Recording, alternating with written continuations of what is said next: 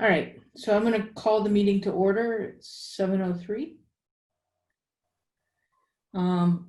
First order of business, review of the minutes from the last meeting, which was June 1st. Any comments?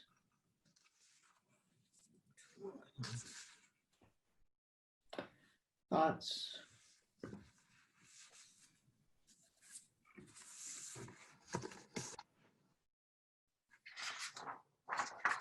Corrections?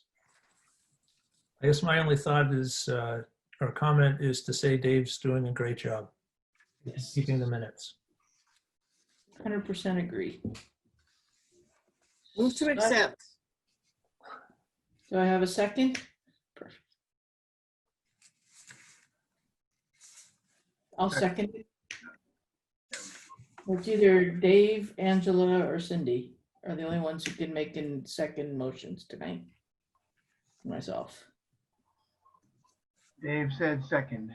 Okay. All those in favor, accepting the minutes? Aye. Aye. Opposed? Minutes accepted. Next item on the agenda, citizens petitions and comments. Margaret, if I could, I just wanted to bring the board up to date on the removal of the trees along the 11th fairway. We have, or are in the process of ordering 10 trees Okay. to go back in. The species are hornbeam and maples, and those were recommended by the arborist, and they are approximately 2 to 2.5 inches in diameter. Okay. And those will be going in, well, I don't want to speak for Eric, but over the course of the next few weeks.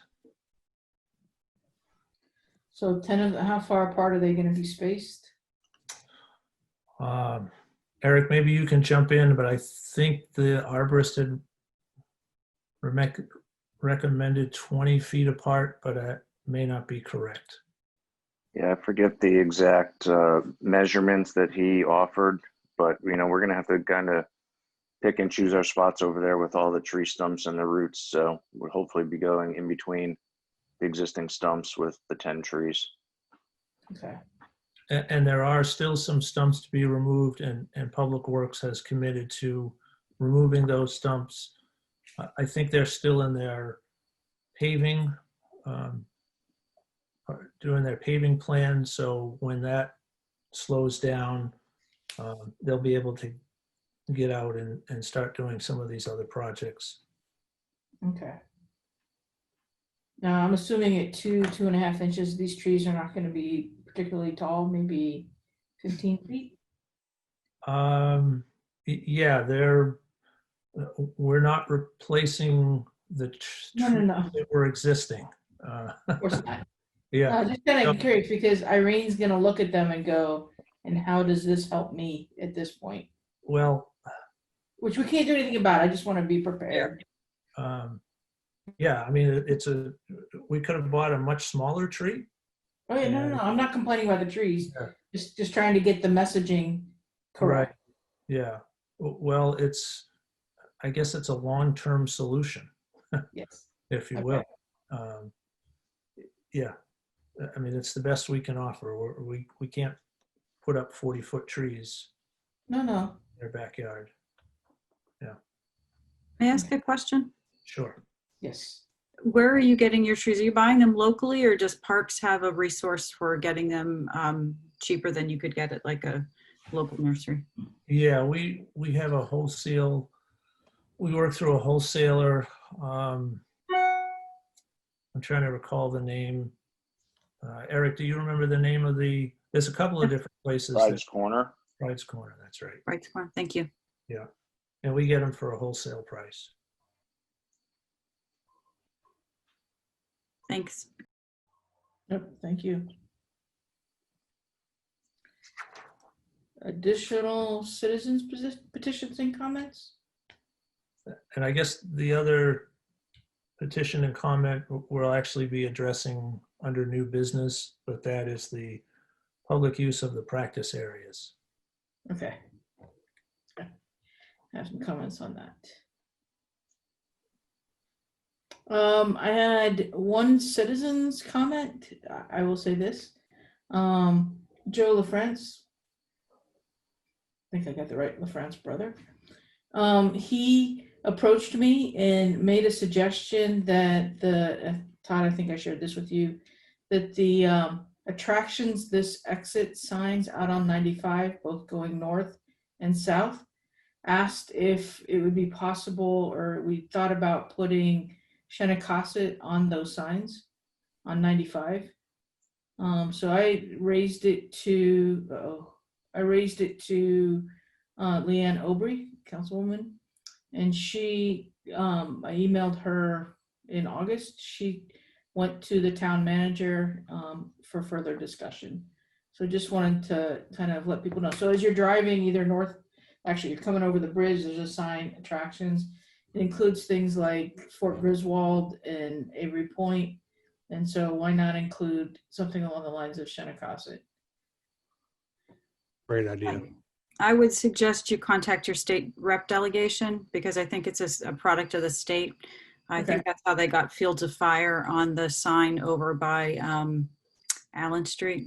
Okay. So I would talk to Joe and Chris and Heather Yep. and see if they could help out with that. Okay.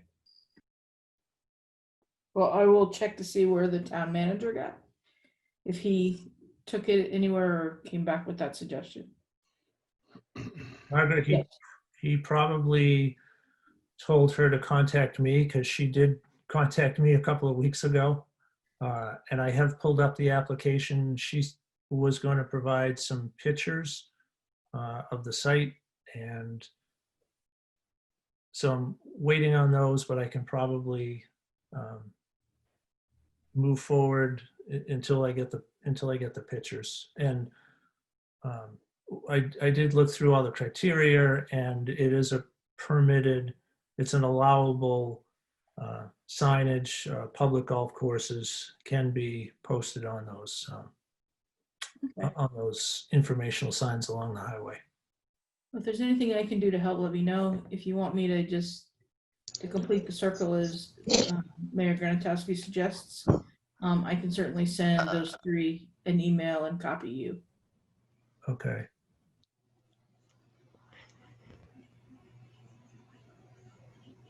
All right, we've got a couple of people, a Mike Scott Hello? and a Katie Liz. Hello? Hello? Am I in the right class? Oh, goodness. This is the Town of Groton Golf Advisory Board meeting. Yeah, I have a feeling you're not in the right meeting. Oh crap, I'm supposed to be in a school meeting, yeah. Oh. Yeah, it looks like we're picking up lots of different people. So she may have accidentally sent out the wrong link. Potentially. Yeah, we've got 4 people that are attendees, none of whom I recognize. It's okay. So let me do this for those joining. This is the.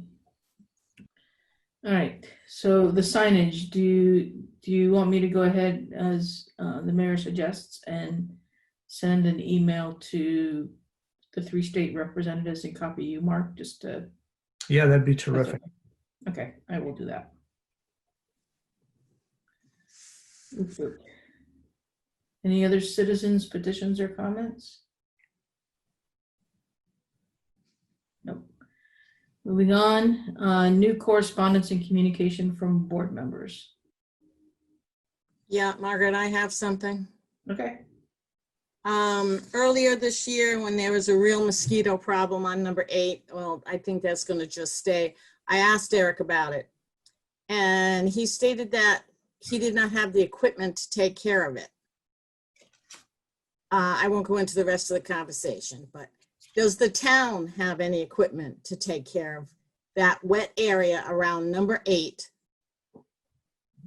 to dampen down those mosquitoes? I don't believe that we have any type of a sprayer. That's not something that the town does that I'm aware of. They've never had to spray for mosquitoes in Groton? Never? I didn't say we've never had to. I said that's not something that we're doing right now that I'm aware of. Okay.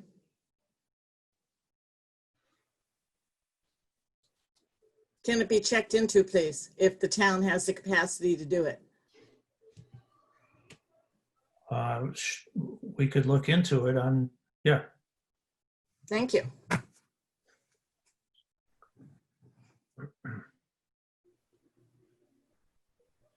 Okay. And then just I've heard from several people, in particular, the porta potty by 8 has been pretty bad at times over the summer. So I don't know what the cleaning schedule is for that poor thing, but it might need to be, especially with the numbers being up, might need to be increased a little bit. Apparently on Saturday it was unusable, full and rather filthy inside. We're all cleaned twice a week on Mondays and Fridays. Well, apparently there was stuff that was full and stuff all over the porta potty on 8 on Saturday morning, according to one of my playing partners.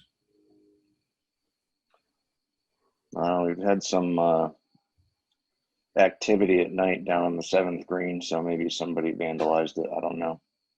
Okay. I don't know, but I'm just kind of reporting that one.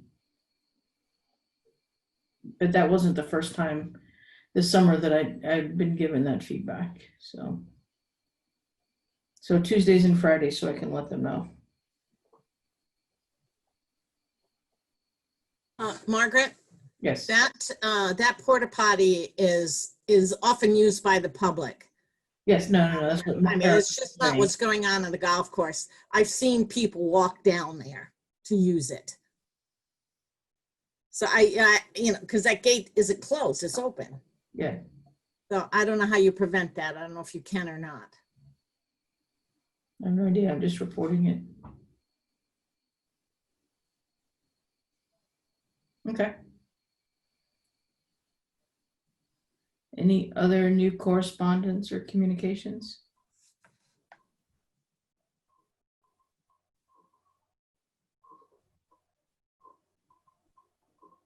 Okay. With that, we'll move on to the golf course report, next agenda item.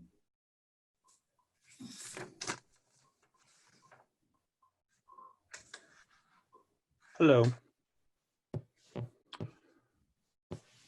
So if you have any questions, I'll entertain them, but just an overview. Last year we had a very, very busy year. And as you can see, looking at the August 2020 report, we're even ahead of that, which is no surprise to those of us who are at the course every day. By the end of August, we had 84 new members. This month, so far, we have 10 more new members. Wow. So our total membership, I'll get you the to the person count, but 275 by my reckoning is the total membership. Last year we were at 209, just to remind people. So to date, September, we're at 71,000. Last year, and the 4-year average was 103 for the month. The aerification, which Eric's crew is doing today and tomorrow, if this year is like all the other years, the rest of the month is going to be depressed a bit, but who knows? because we keep shaking our heads and we expect after Labor Day that we're going to get a slowdown, and there's no slowdown. We're busy from first time to last time. And so I can't even give you a good projection on that. So, Yeah. yeah, that's tough, isn't it? Because it just keeps filling up every day. It does. In this report, we used to get the calendar year to date. Those numbers are not here, or am I missing something? Yeah, so we've switched over to a new software, Right? and I have not been able to print a year-to-date report successfully. I'm not confident that the numbers, there was a delay in the switchover. It was supposed to take place, I believe, July 1st. It didn't take place until August 3rd or something like that. So part of the information is in the old software, part of the information is in the new software, and by October, I will have this all figured out and be able to print a year-to-date report. Okay. Yeah, so Todd, I imagine you're just going to assume you're going to be full from now till eternity, where the first snowflakes fall. I agree. I think, and we're not complaining over there. No. But we're flat out, and it's going to be interesting to see how the end of the year comes about when the cold weather starts. But there's been no let up at all. So that's a good place to be business-wise. We're happy for that, obviously. Yes. And so we'll see. Okay. And then the other thing, Mark, is that the June report that's attached to this is the budget summary instead of the June report. Sorry, what was that, Margaret? You broke up. The June report that's attached to what you sent is actually the budget report. Yeah, so that's the year to date for June. So that was through June. It was run in August because there's a backlog and it takes a few weeks for all the expenses to get captured and put in the report. But that does show that we net, the golf course net through last fiscal year, $122,900. If you look at expenses, revenue minus expenses.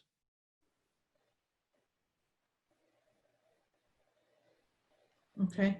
122.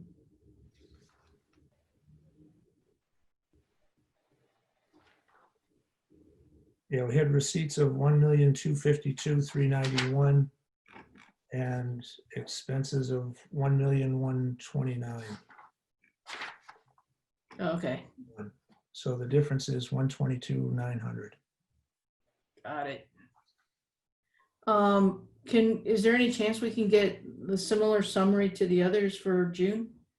Or is that the software gone? So that's really, because there's some information on there, for example, the total number of members, the membership revenue, that I don't see on this one. So it's broken yes. out a little bit more. Yeah, these are two separate reports. Yes, I can do one for a monthly report just for June. That'd be great. Yep. And that's all. I can have that either for the October meeting, or if you prefer, I can send it out tomorrow. Somewhere in between. Okay. Just because I think there's a lot of interesting information potentially on that particular report. Yep. Because, well, I think you're right, Todd. We got a number of new members in. The question is, what was the impact to membership or season pass revenue? to it. So did, by getting 50 new members, did we go above the previous year's revenue, or are we at the same, less? No, had to have. Had to have. Yeah. There, I mean, we have substantially more youth members, so that's going to reduce the average revenue per membership. Mm-hmm. Usually it's around or just above $1,000 if you take an average of the total season passes divided by the total number. So if you have more associates, which we do, many more youth as we do, then it's going to bring the average of the total membership by the number of members. So it's going to bring that number down. But yeah, certainly that's going to show it, and we'll get that out there. Yeah, no, I think it'll be good and useful as we start talking about next year. Sure. Cool. Thank you very much for doing that. Okay. Anybody else have any questions about the monthly reports?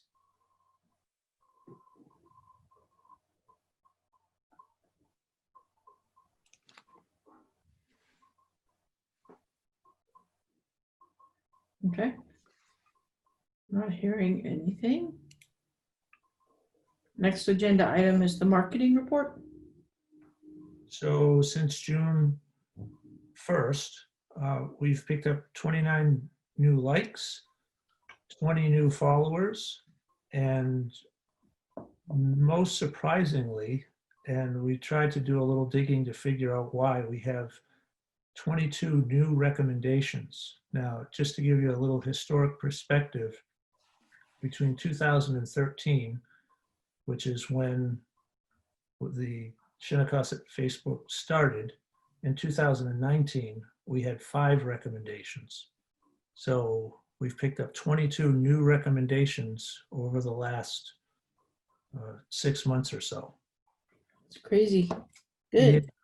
And the recommendations, it's on a scale of 1 to 5, and we are at a 4.5. And Excellent. yeah, and we had Jessica was trying to go back and look at if there was a particular event or something that caused the increase in new recommendations. She wasn't able to pinpoint anything. I did ask her about kind of the general content of the recommendations, and most of the comments were just on the overall course condition. Mark, do you get any information on check-ins? Do you know how many people check in to Shinnecock on Facebook? Oh, Angela, I'm not a Facebook person, so I couldn't tell you the difference between a like and a check-in. Okay. But I can ask Jessica that question. Yeah, if you could ask her, because I'm curious if maybe the increased recommendations are correlating with increased check-ins, because occasionally when you check into places on Facebook, Facebook automatically sends you a survey of sorts. They'll say, would you recommend this place? Or is this place a restaurant? Is this, do they have indoor seating? It'll have like this weird survey, and I don't know if that is driven just primarily by Facebook looking for more data, or if it's something the Facebook owner has to ask for. So I'm wondering if we had an increase in check-ins. Okay. If we had an increase in youth memberships, maybe they're generating more activity on social media.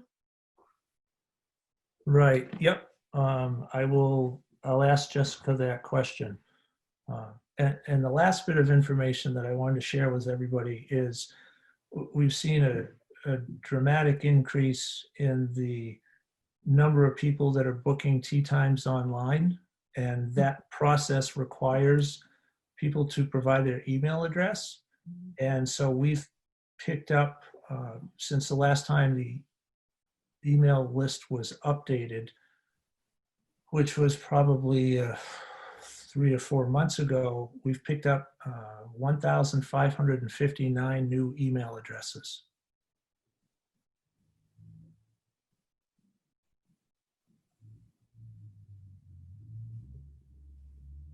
That's great. Good job.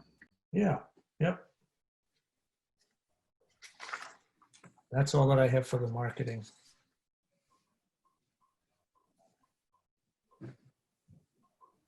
Okay, thank you. It's all good stuff. All right, and if not any additional questions, we'll move on to new business and the 2020 survey.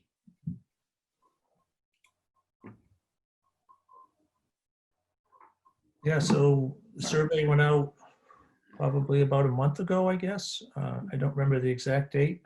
And we had 386 respondents. So, which is, I think, one of our best numbers. And I attribute that partially to the fact that we're have increased the number of emails addresses that we have. So we're reaching a larger group, and they're responding to our questions. I don't know if anyone has any particular questions or observations about the survey. Yeah, I do, Margaret. I'm wondering if you see any direct correlation between your marketing and the results of this survey. One of the things that struck me is, how did you hear about this golf course? And they said Google. So does your marketing include things on Google?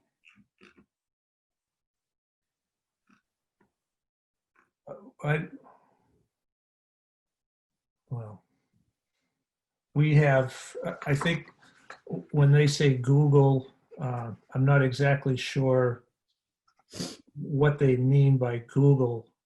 Are they just using that as, that's the platform that they're getting to the Shinnecossett website? Well, golf courses in southeastern Connecticut or something like that. That is something you would Google. Right.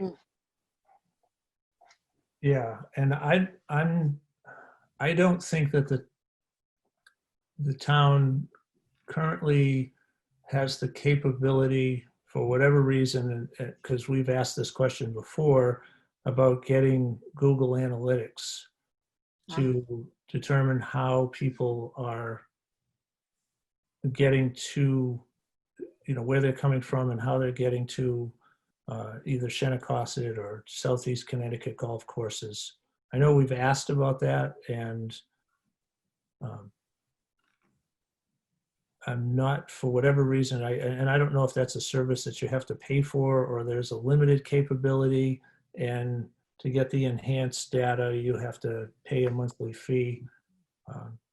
That would be a question that I could ask IT, but I believe that IT has told us that we've got limited capability to collect information from Google. Okay. I think by memory, weren't the two most the best respondents were from a friend and Yeah. I am local. Right. Yes, that's correct. Yeah, Google's only being used to plan the trip. So the survey questions are a bit, you could they're a bit open to interpretation. The first two questions, they're kind of overlapping. But I have a question about what you're going to do with this information. So now that you know people, mostly it's by referral, either they live here and they hear about it from a friend, what are you going to do with this information? And what was the goal in the first place? Well, I think the goal has been just to kind of keep track of where we are, areas that we need to make improvements on. And I would say the information and this has been kind of consistent right along, from a friend and live locally are usually the two highest or most answered response to how did you hear about Shinnecossett. So, I think as we move forward with, if there are times when it slows down, looking at setting up some kind of a special with, bring a friend, would be a way that we could potentially draw in more participants during a slower time. But that is also very typical of the golf industry. Golf industry is driven by word of mouth because conditions at golf courses are so changeable. Currently, in the last few weeks, I'm hearing people talk about how Elmridge has lost turf and Norwich has lost turf. And so golfers talking to other golfers is a very, very common thing. And it's pervasive in the golf industry. The two most driving is I live locally, which is about half of our customer base, and I heard from a friend. That's I mean, fine. if you're going to So- shoot in the dark, you can, if No, a no, no. person wants to shoot in the dark and just Google, well, they don't know what they're going to get. And so in golf, and golfers are fairly reluctant to do that unless they're going to a destination and they really want to take a look and see respondents, people who opine about the golf course or whatever, and then decide to play us. But in the golf industry, those are the two most driving forces for our customer base. So Angela, the other way that we've typically kind of looked at this in discussions when we started up with the marketing stuff in the first place was if most of it is from a friend and live locally, well, maybe you don't need to advertise locally to draw people in as much as you might need to go to a broader geographic region or find some alternative methods. I would say, given that the course is absolutely full right now, that there's probably not a strong desire, but 2 years ago, 3 years ago, 4 years ago, when we first started running the survey, the course was not full. And so the question was, how could we attract additional golfers to come play the course? And understanding a little bit of where they hear about it now and where the gap is, you can target the gap in the marketing plan or the marketing strategy that you're going after. So it has some use the question to help us figure out how to draw additional people in particular when things are a little slow. Absolutely. I just wanted to know what the goal was with that data. Were you looking to get more people in? Were you looking to create new marketing? And I heard Cindy ask about Google, so like search engine optimization, so SEO. Like if you're doing that, it's an expense. And so what is the goal of that, right? What return on investment are you looking for? So that was why I was asking, is this something that you're planning to use to create a new marketing plan to drive memberships or to drive people to the golf course? That's all I was looking for. Like, what is the goal of this data? So different questions have different goals here. I think Mark would agree. A lot of that is around, you're exactly right. When the questions were originally designed, around the marketing strategy, for sure. There's other questions in here around, what would people like out of the course? I mean, there's a question that comes actually pretty early in this about, what kind of events do you want to see? Instruction, Yeah, I saw social that. events, those types of things. So that could inform us. Now that we've got the membership up, maybe we start focusing in on offering more instruction and clinics at the golf course. Yes. Now there's no driving range, there's still potentially some other opportunities. So that's kind of how it gets used, I think. Okay. Fair, Mark? Yes, right on.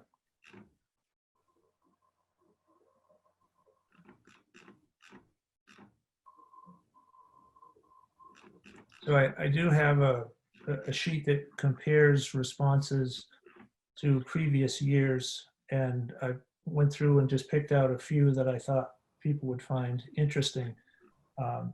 So the last time we did this survey, 41% of the respondents said that they registered for a tea time or reserved a tea time online. This year, it's up to 65%. And by phone last time was 40%, and then it's now dropped down to 28%. So I think we're seeing a lot more people using the online registration because it's easier, it's more user-friendly, which was one of the reasons that we left Rec Track and moved to Chelsea.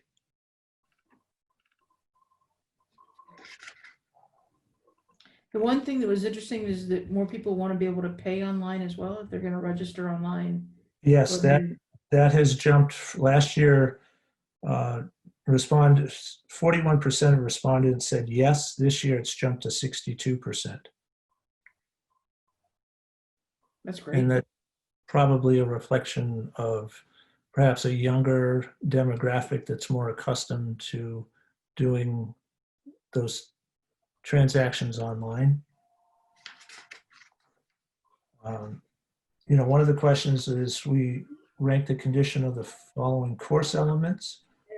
So I immediately went to bunkers because that has been consistently poor, and we are seeing some improvement in that area. The last time we did the survey, 22% said it was poor, 29% said fair, 32% said average.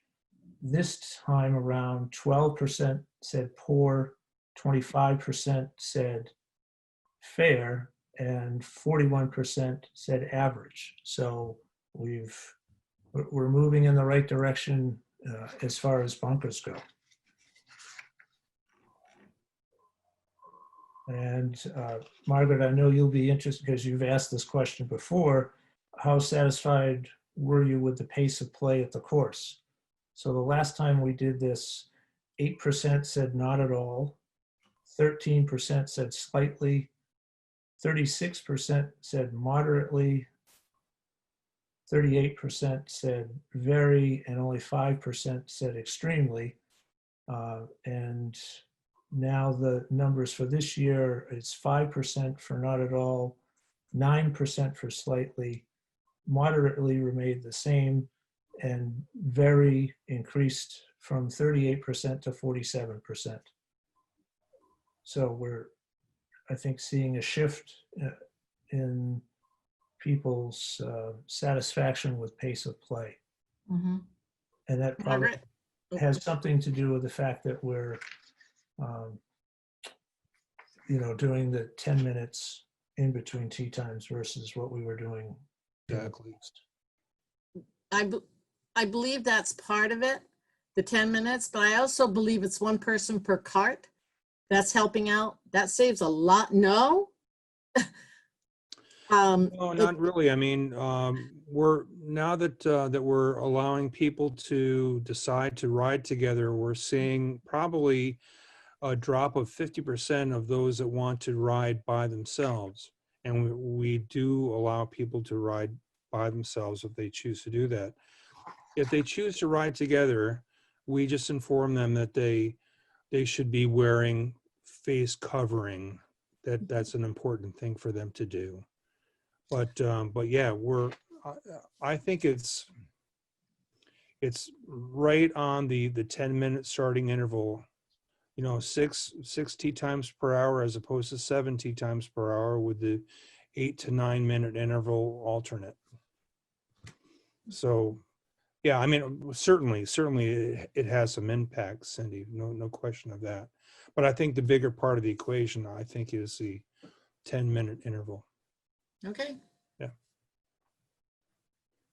And one more statistic about enforcing speed of play. The question was, what improvements would you like to see?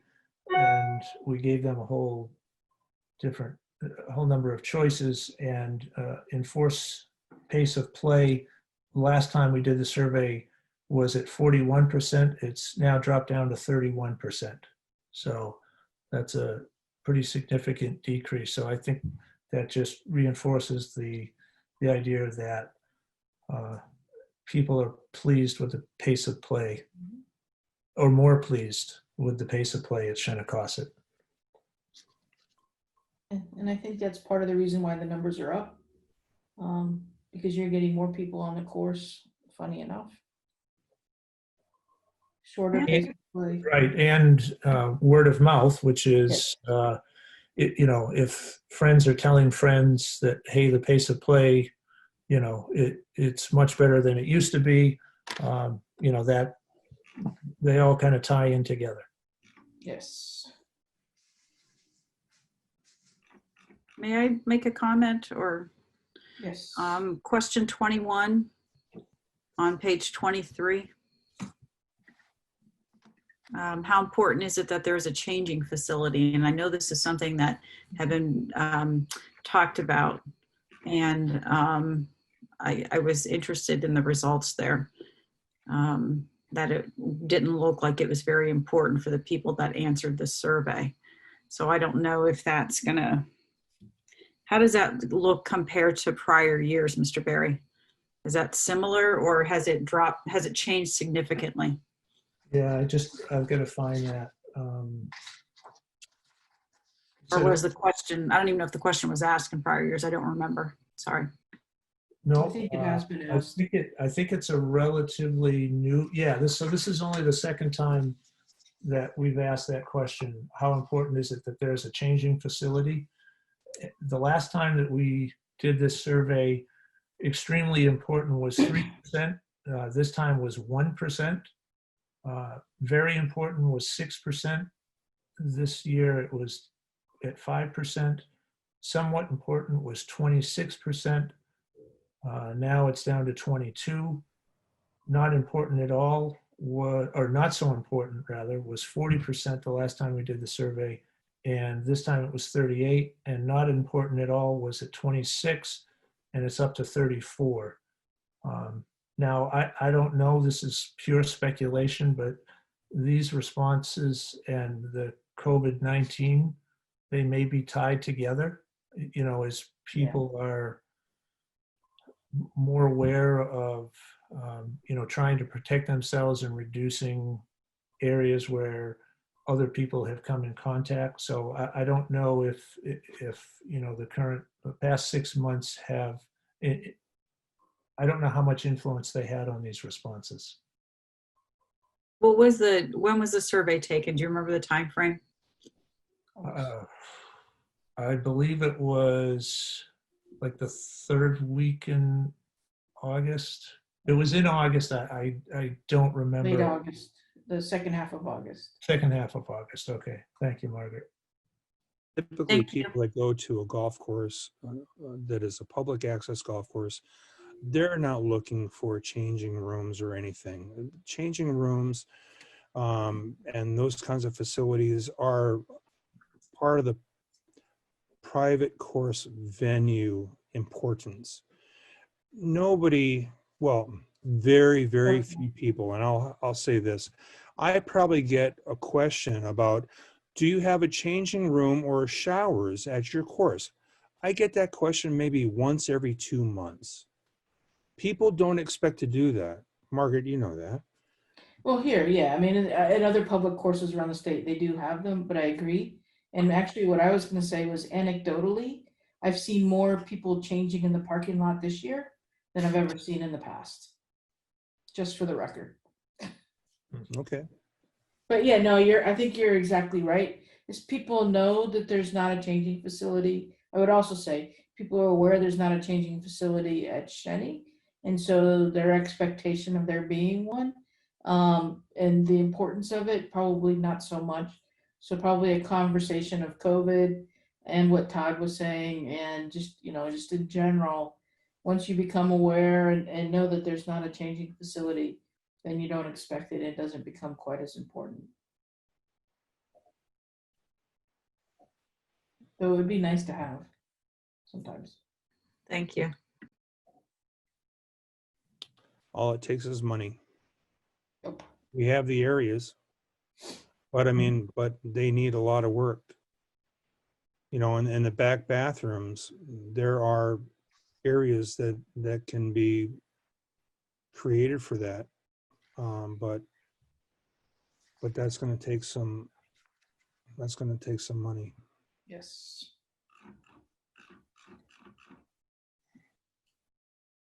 So I'd say, I mean, this is just my assessment in general. I think that the survey this year is showing some continued improvement. Yes. So it's actually a very positive thing. Certainly some areas of opportunity and areas to improve on, but in general, I think it just reflects that we're doing some good things here.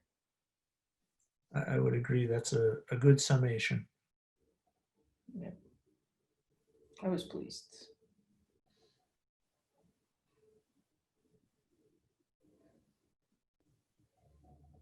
Excellent.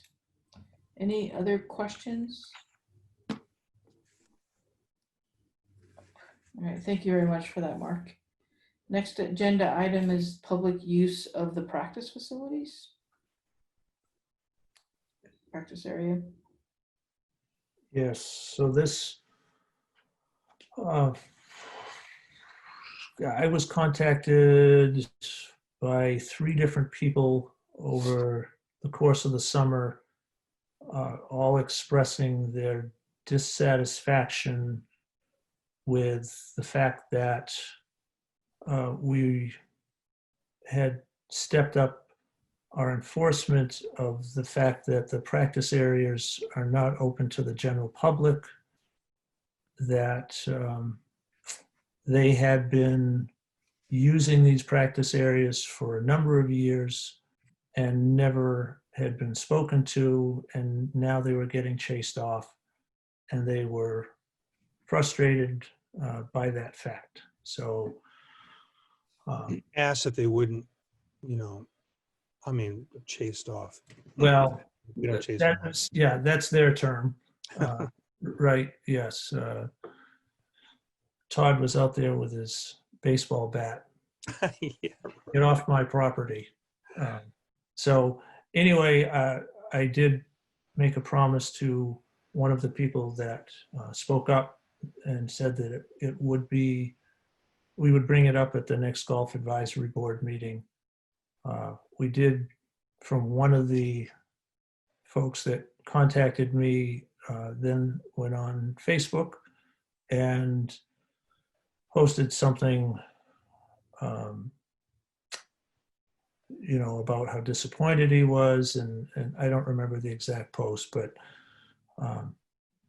he was expressing his frustrations and sharing that with everybody else on Facebook. So I thought I would at least bring it up. I know Todd, Eric, and I have had a couple of conversations about this,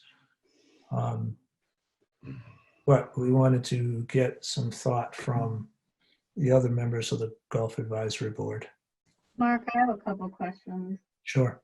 The first question is, because I don't play golf and I'm new to the committee, what are the rules surrounding what is the difference between the practice area and what are the rules surrounding it? And then what was the response to the gentleman's post? So each year, the Golf Advisory Board looks over the rules and regulations of the golf course, and we'll be doing that in a few months. We make recommendations, the Golf Advisory Board makes recommendations to the Parks and Recreation Commission, and then we go in front of the Town Council as we're presenting the proposed fees for the peak season for the following year, and get approval for any changes, or there's a discussion about any changes to the golf course rules and regulations. Now, it has been in the rules and regulations, I'm sure since before I got here, that the public was not allowed to use the practice area, but that golf course staff weren't enforcing that to the highest level that they could. So there were people that were getting onto the practice areas. And I think it became an issue this year when a couple of the members, expressed their frustration with the fact that they couldn't get on to the practice areas because there was somebody else there. And the practice areas, we don't have a driving range, so there's limited space. You can't put 8 guys around a practice green, chipping and whatnot. So there's a limited capability of the practice area to accommodate a large group of people or any significant size. There are, and correct me, Todd and Eric, if I'm wrong, there's 3 practice areas. So there's kind of like there's a not a driving area, but a long chip. I'm not a golfer, so there's one area, then there's kind of a shorter chipping area right next to a putting green, and then there's the putting green, which is up right by the pro shop. So there's 3 different areas that people could come and practice on.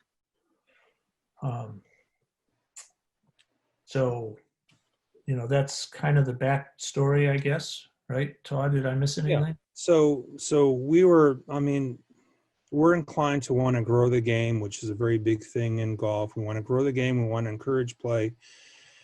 And so the problem came about when I was approached by a couple of members who were very irate, because particularly on one of the practice areas, which is across the street on the hill where they can hit 7 irons, 6 irons, whatever, to a small target green, where only like 2 people can use.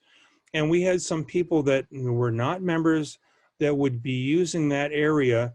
And our members were driving by looking to see if they could get on to that area, and they could not. And the practice areas are an amenity at the golf course for the members and for people who have paid a greens fee on that day. And so the fact that they were not able to use that amenity was very significant for them. And it's clear in the policy and procedures manual that says that only members or people who have paid a greens fee on that day can use the areas. I think the area where they are hitting long shots when only, say, 2 people can do it at the same time is a big deal. The 3 other practice areas, the lower chipping area, the upper chipping area, and the upper putting green, not so much because there's more space. And typically people who brought the complaints to Mark, they were using the putting green, and that is much less of an issue. So I would say that that across the street on the longer hitting area, that's important for many of our members, and access is important for that. The chipping areas, not so much. So Todd, Putting, yeah. I understand that, okay, I get it. My question now is, why wasn't it being enforced before? Because we were inclined to bend the rule and have access for other people until our membership raised a big concern. Many of them, they practice every other day on these practice areas. It is an amenity. It's one of the reasons why they purchase a membership at our golf course. And so the fact that they were not able to get access was a big deal for them. That's why they came to me and complained. I agree. They should complain. It is an amenity. They're paying for it. The rules shouldn't have been bent in the first place to allow public access Okay, to the practice session. well, there's a thing in golf. We're inclined as professional staff to want to be very lenient for people to have access to golf and to golfing areas. It's, you know, it's part of the buzzword again, growing the game. It's good for business. It's good for golf. It's good for Shinnecock. But when it comes up against members who have paid a significant amount of money for that privilege, then it becomes an issue. And so, yeah, so we were bending, and so let me say, the directive that I gave my ranger staff was, if only one person is hitting and it's a non-member and there still is area for a member to have access, then let it go that way. But with the complaints that we received last year, we had a discussion among the golf committee, Eric, Mark, and myself, and that complaint was valid. They pay for that amenity. And I'll say this, in golf, no one, and Margaret, tell me I'm wrong, nobody would consider going on to name a golf course and expect to go out and practice on their facilities. It just doesn't happen. No. It doesn't happen. I understand that. I guess my point in question here is, how are we dealing with the complaints about people being upset about not being able to play on the practice space? Because I don't think they should have access. And how are you going to manage this going forward? I hear what you're saying about growing golf, but I also see that there's other ways. I did a little bit of market research, about shortening the games, doing other activities to get people low entry ways into golf, for women, for youth, for a younger demographic. So how do you do this going forward? Especially because if your goal is to have a full green, right? The tee times are all full. You don't have time. So ideally, that's what you want. How are you going to then say, well, sometimes I'll bend the rules and let people on the green, on the practice area just to grow golf, but now you're doing a disservice to the people that have paid for the privilege to be there. And if you let people do something once, they're going to continue to bend the rules.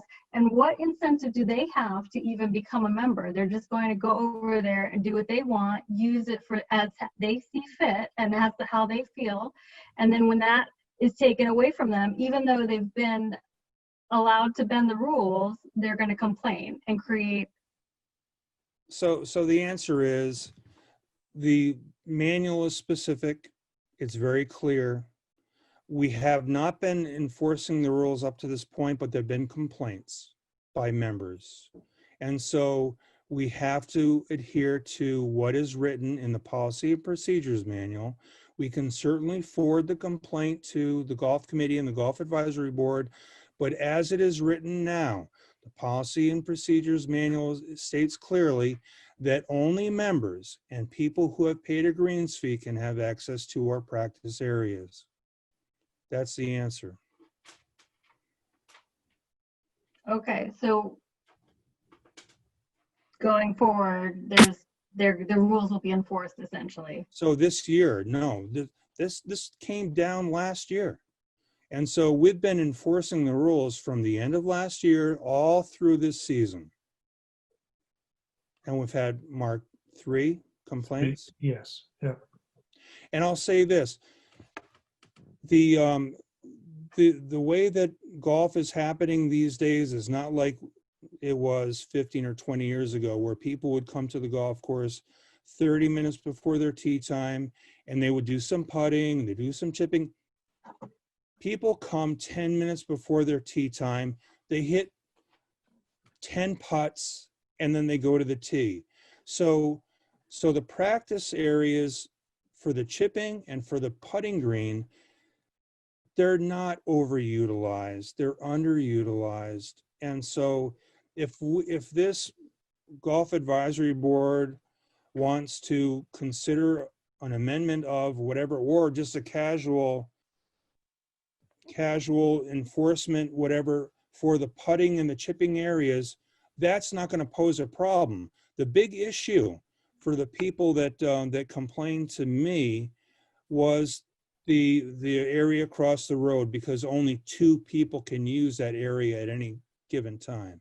So I think though, and I'll just say, speaking for myself and a few others that I've talked to, every time you drive by the lower chipping green, there's people on it. So even if I did want to go practice in COVID-19, 1, 2 people, there's just never a time when there's not somebody on it so that you can go and practice. So people may not be using it, but they're not using it because every time they drive by, No, but there's non-members no opportunity. typically are not coming to do some chipping. Pretty Well, much. I mean, the last couple of times it's been non-members. I'm pretty sure. Margaret, how do you know? And I'm asking because I don't know. How do you know if they're members, not members? We have 94. We have, yeah, like 94 new members this year. You're right. So I don't exactly Um, know. I will typically ask the ranger because it's usually as I'm driving by from the 9th hole to the 10th hole. So get well, somebody to go let me take a say peek. this, from the end of last year to this year, my guys have been going to the people on all the practice areas. That's the reason why Mark got the complaints, is Yeah. because they've been going to all areas saying, excuse me, sir, or Matt, or no, it's usually Whoever. sir, are you a member of the club? No, I'm not. Well, I'm sorry, but we need to be enforcing, it's only access to members and for people who have paid a greens fee. So our guys have been enforcing that rule. They've been driving up, my rangers have been driving up saying, pardon me, are you a member of the club? Yes, I am. Okay, great. Or no, I'm not. Well, then I'm sorry, you really have to collect your balls, and it's only available for members and for people who have paid a greens fee. Okay. Well, my recommendation is that we continue to enforce the rules as they're written, and that this will just be a small growing pain as people get used to it. So the people that have regularly had the privilege of who've taken advantage of not being members and using that practice space, they're going to have some small growing pains, but I think that it will be I think that paying members their concerns and what they need and creating that great experience for them should outweigh a few complaints from people that have been taking advantage of bench rules.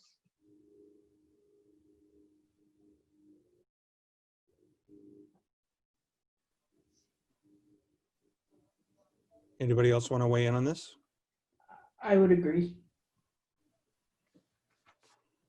I don't know, Dave or Cindy. I don't see how, other than rangers, you have any control over the longer driving area across the street. You know, I'm not even sure you can see it from a pro shop window or the doorway to see who's out there. You can have more control over the putting greens, the chipping greens. You'd have more control over that because those you can see. When our rangers drive around, they go to the practice areas and they ask. Yeah, I Thank mean, you, other than that, how Well, can you that's do it. it? Yeah. We have 12-hour coverage every single day from rangers. Rangers cover 12 hours a day. They're from 8 o'clock to 8 o'clock, 8 o'clock to 9 o'clock. So yeah, when they make a loop, they go by the practice areas and they do that. I don't have to look. I don't have to call them and say, hey, check it out. They go around and they go check it out. Margaret, would you say there are times when the practice areas are used more than other times? And so in my observation, so I'm at my desk most of the time during the middle of the day. But if I drive by there first early in the morning in the summer, around 7, 8 o'clock, there are people out there. And then later in the afternoon, there are people, in the evening, there are people out there. Okay. The practice areas are very well used by our membership. They are. They are. I agree. I see a lot of people out there on the longer area. There's almost always somebody there.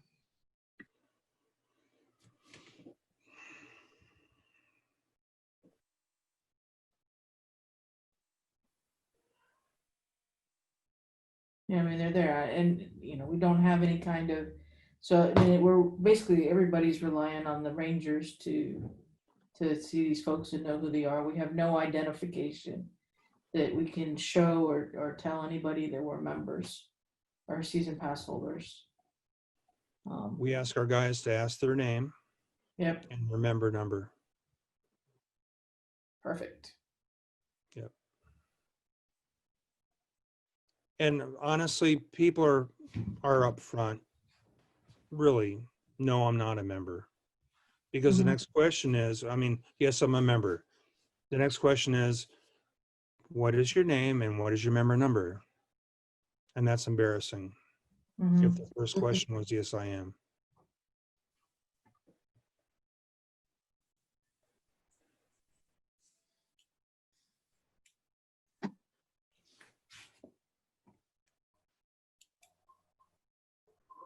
But I do think, I kind of agree with Angela, with the increased number of members, having those facilities open, are not blocked by people who are just wondering, but this is good. I think we've agreed to enforce the rules for now. I mean, you're closing down most of the areas in the near future anyway, right? You close them down for the winter? Well, that was, Eric, what is that, November 1 kind of thing? Or even no later than that, Yeah. December 1 kind of thing.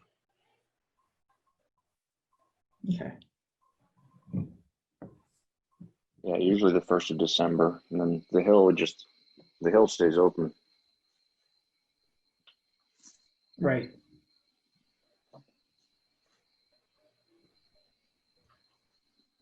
Okay. Dave, you have anything you want to say? Just that I live across the street from the practice area. I believe I have encountered, I was trying to think, 7 or 8 folks who were not members. And as Todd alluded to, when I asked them, were they a member, because they didn't recognize them, okay? They all were very up about it. Okay. No problem whatsoever. They got up and left. And yeah, I haven't seen anything other than that with those guys that I've asked, at least. So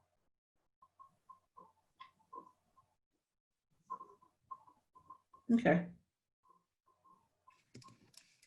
Well, that's good that people are being respectful anyway. well, some of them didn't even read the sign. So I don't know if it's fortunate to be across the street from that or not now. Yeah. So we'll see. Yeah, there is actually a sign that says exactly what the policy and procedures manual says. Yeah. Posted right there across the street. Yeah.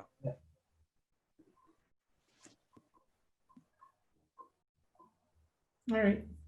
Well, thank you very much for that discussion. So I think the conclusion is that the rules will be enforced by the rangers as best as possible. Rangers Sounds can. good. Okay.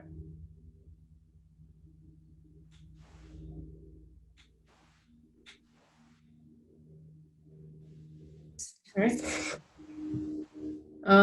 Next agenda item is next meeting. I think it's October 5th. That is correct. So that's 2 weeks away. No. 3 weeks away. Yeah, this Oh, is the that's right. 14th. Yeah, you're right. It's a short.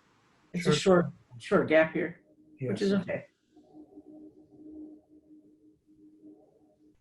Before we wrap, Margaret, before we wrap up here, I want to understand what this committee is going to do, if anything, about, I'm sure the mayor will have some effort in this, but that interruption we got was unsatisfactory to be acceptable, just okay, turn it off and then they're gone, right?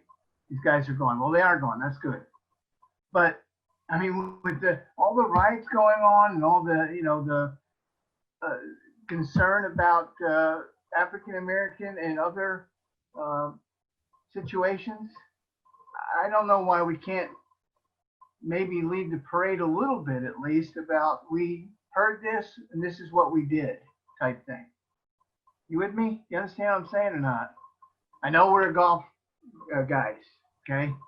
But that particular interface on a program, I think that's supposed to be somewhat secured, I would hope, it didn't seem to go very well there.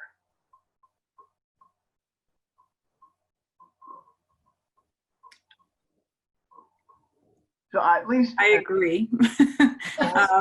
Mayor, I'm sure you do. And I'm just looking for something that says, here's what the first steps we're going to take. We're going to try to figure this out or whatever from that event. Right. Because, let's go back to golf for a second. And you guys know we have not a big, group of African American or Latino players, but they're all our friends. And now we got this thing that comes across and we're not doing anything yet. I just hope that, and Mayor, I'm sure you're gonna light that fire. I hope, that we'll get something going there. So there, there are some questions as to how much tracing back that staff will be able to do as far as where that came from. Right. And I assume that the link was posted online for the Golf Advisory Board meeting, so it was public access. So then I think what should be done perhaps is talking to the manager's assistant to find out the protocol she has in place for council meetings and for RTM meetings. I'm not sure if any other commission meetings have had similar interruptions. I'm not sure if the Board of Ed has had similar interruptions. Those two, they indicated at first that they were here for a Board of Ed meeting. Right. I know those are public links as well. So yeah, I think that the best thing to do would be a couple of things. Talk to the manager's assistant and then see what IT can find out as to, did they come in on a computer? Did they phone in? And see what kind of tracing can be done. And maybe, I'm not sure if there can be any blocks put in place, but those would probably be the two best steps to do. And then the other thing is, I don't recognize the names. I'm not sure if anybody recognizes either of the names that were there. Mm-mm. They weren't familiar to me. So yeah, I don't know. But Well, there should be a record of this meeting, right? Of who. right. Yeah, this is being recorded, but it's not being put up live. So, But Zoom should have a history of who came in. Well, so the host, like for council meetings, when you host for the council meetings, you see, so I think, who's host tonight? Mr. Berry and Ms. Hirsch? yeah, I think we're sharing it. Okay. If you go to participants at the bottom of your screen, Yeah. the attendees, people show up as attendees first, and then they're either going to show up with a phone number there or a name there. And that's how, for council meetings, we see who's coming into the meeting. And then Mr. Burt will let people in once he verifies off the list as to who reached out to attend the meeting. And if they're not on the list, then we talk to them before we let them in. And, you know, may I ask who this is? And do you wish to speak under citizens petitions, that sort of thing. And then you let them in that way once you get their name and everything, because technically to speak at a public meeting, you're supposed to state your name and address anyhow. Margaret? Thank you very much. I thought that certainly gets it going, if nothing else. Thank you. You're welcome. Yes, Cindy?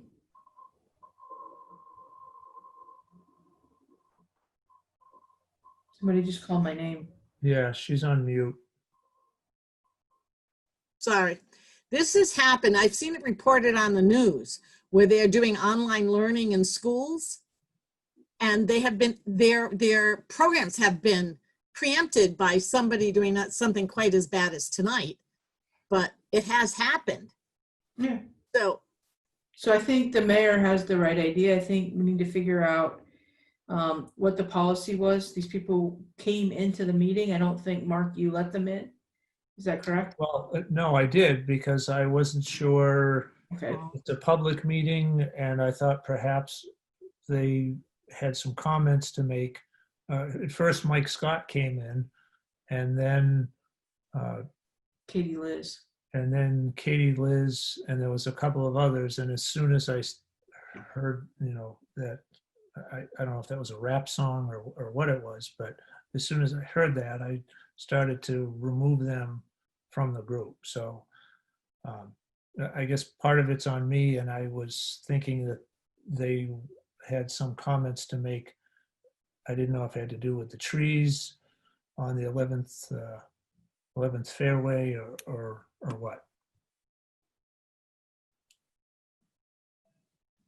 Right, and it's difficult to know when someone just shows up at the meeting like that. So,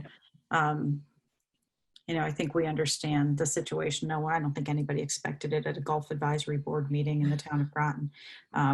But I think the best thing is to figure out, you know, did they come in by phone? Did they come in on the computer? IT can help you with that, or Lisa can help you, you know, look at the records and figure out how they got in, and then that'll kind of help you do the forensic work to figure out what steps need to be taken next to kind of protect. But yeah. Yeah, certainly some awareness though. I'm sorry? Yeah, certainly making the manager's assistant and others aware. Oh yeah, I'm going to be calling her first thing tomorrow. Okay. And I'll update everybody on what steps we're taking. Okay. Yeah, there was also somebody called Mo Lester. There were three of them. And there was actually a fourth person, but I didn't get his. I was too busy getting kicked out to. Yeah.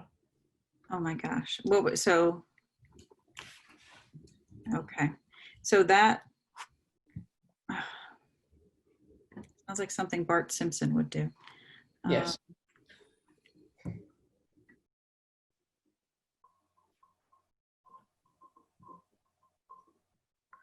Yeah, exactly. So I'm trying to figure out the Katie Liz, Mike Scott.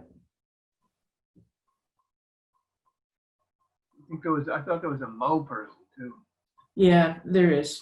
Yeah, Mo Lester. Not good. Yeah, that's not a real name. No, not at all. Yeah, there's not, I don't think that these people used real names or email addresses. I mean, I don't think there's anything that you could do except just secure the line a little bit more. The teaching point, like you guys said, it's who would have expected. Mo Lester is molester. Yes, exactly. So Mayor yeah. Granatosky said it's like something Bart Simpson would do. It was obviously juvenile. It's it's a tactic they probably have used before, pretending to be a kid and like, oh, my class. No kid is going to school at 8:30 at night. Oh, that lady was legit. She was going to a Board of Ed meeting. Okay. Well, they'll be able to, Zoom would also be able to help with identifying some things, so. Okay. Nobody is perfectly anonymous in this world, unfortunately. All right. So with that, can I get an emotion to this, Make a motion to adjourn. to adjourn? Yeah, thank you. Second. All right, all in favor? Aye. Bye. Opposed? Thank you guys very much. Good discussion. And we'll talk to you in 3 weeks. Have a good Thank night, you, everybody. everybody. Good. Good Good night. Thank you, Margaret. Good night. Night. Good night. Good night.